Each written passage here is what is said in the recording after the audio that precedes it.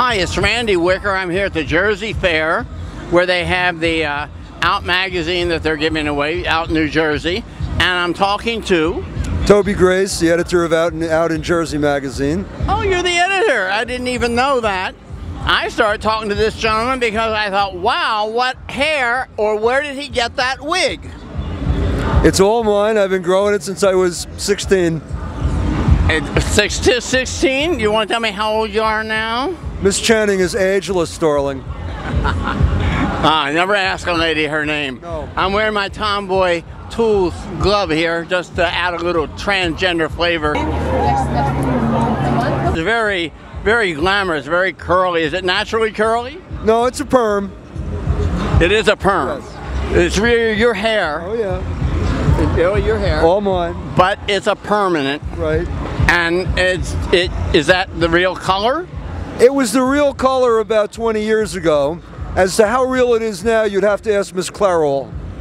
Well, I know Miss Clairol. I might meet Miss Clairol soon. As you can see, I'm growing my own hair long, and that's why I've started this interview. This is about 6 months in it, and I'm doing a series of how to become glamorous videos, hair tutorials for the second time. I'm 72 years old. I'm not ashamed of my age. And I am growing my hair long for the first time in 30 years. I last tried growing it long in '69. It hung down over my ears. My ears stuck up. I thought it was too long, too thin. And then I discovered these combs and these cooling irons. That's a whole different story. But I want to ask you about your hair. I think earlier you were telling me that you reach the maximum length of hair in more or less 2 years, right? For me, that's how it works, yeah. And what is the reaction to your hair? Everybody tells me I look like Howard Stern, which I hate. I loathe Howard Stern. Oh, I like Howard Stern. Actually, I used to think Howard Stern was very sexy just a few years ago. No, I think he's rude. It's the people keep thinking that I'm an over-the-hill rock star, and they just can't quite remember who it is. That happened to me. I was wearing I have these punk rock jackets, and some kids in Jersey City at 10 o'clock at night, I'm walking back to the path, and they say to me, "Are you a rock star?" And I had to laugh. No one had ever asked me. Then when I let my hair grow long like this and start fluffing it out, my cameraman there said, "Oh, you can't wear your hair like that." I said, "I like the look," and I wore it out. And you know what they said? "You look like a rocker." I've learned to tell people that I'm the lead singer with the Deranged Mollusks. Oh, I've heard of them. You wouldn't believe how many times people have said, "Oh yeah, man, I got your CD, it's great." People have told me that. You should ask them what song they like on it the best. It's worse in Paris. Every time I go to Paris, it happens every day.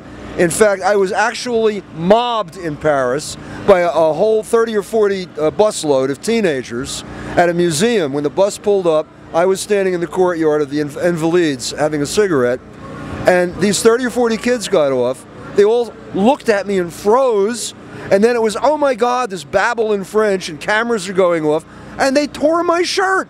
They actually tore my shirt off. You can be old and ugly, or you can be old and glamorous, and I'm trying to tell people to be old and glamorous, and here is a practitioner, a fellow practitioner, and I'm right now being outdone because I can't compete with that hair at this moment. The glamour is all the function of my beautiful inner soul. And what do you do to put food in your mouth, though, to have money coming in?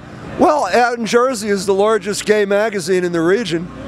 I mean, you earn your living at that, or you're retired and this is a hobby? I mean, you don't have to, don't be so touchy about your age. I'm guessing you're 50s or 60s. Oh, I've stopped at 38. I've been 38 for years. Why have people like that? I told you I'm 72. Vanity, vanity, thy name is a gay man. People, it's nice if you tell them your age and they say, but you don't look that old, and you don't. I mean, you don't look 83, sir. Well, as if I really knew his age. I'm certainly glad of that. So what would you tell the people? I mean, would you find trouble getting employment ever in your life before you worked Out in New Jersey with your hair like this? Did you find that it caused you problems? You weren't an editor Out in New Jersey all your life. What did you do previously with long hair, and how did it play out at that time? I don't recognize problems like that. They don't exist. What did you do? Did you go apply for jobs? You work for people? You apply for a job at Macy's or the Subway or anywhere?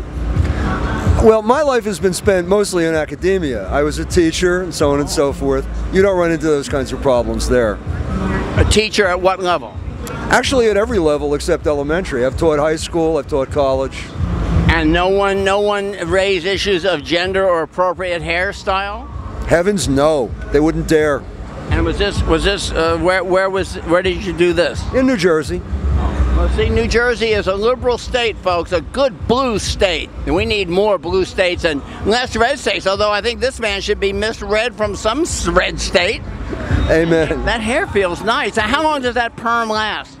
Well, it lasts really as long as it takes the hair to grow out. In my case, the hair grows slow, so you might need to touch it up once a year.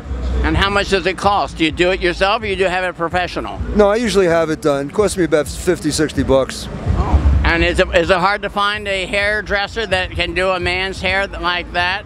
No, anybody that could do a woman's hair could give me a perm.